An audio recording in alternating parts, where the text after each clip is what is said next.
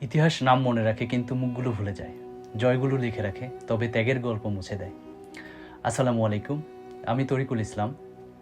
আজ আমি বলবো এমন এক ইতিহাসের কথা যেটা খুব কম মানুষ জানে। ওই সকল মুসলিম সৈনিকদের গল্প যারা ফ্রান্সের জন্য যুদ্ধ করেছে এবং নিজেদের জীবন বিসর্জন দিয়েছেন। তারা জন্মেছিল মরুভূমিতে কিন্তু মৃত্যু হয়েছে ইউরোপের ঠান্ডা মাটিতে।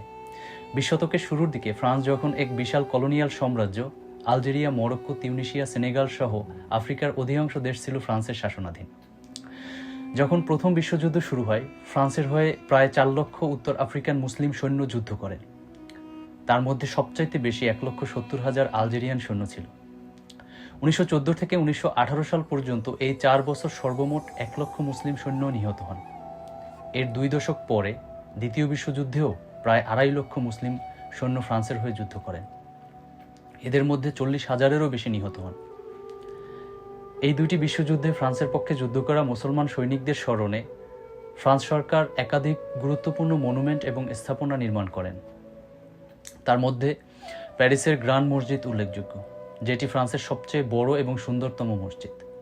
আজ আমরা ফ্রান্সে যত আফ্রিকান মুসলিম দেখি, তাদের অধিকাংশই ওই সমস্ত সৈনিকদের উত্তরসূরি যাদের রক্তে ফ্রান্সের ইতিহাস লেখা হয়েছে।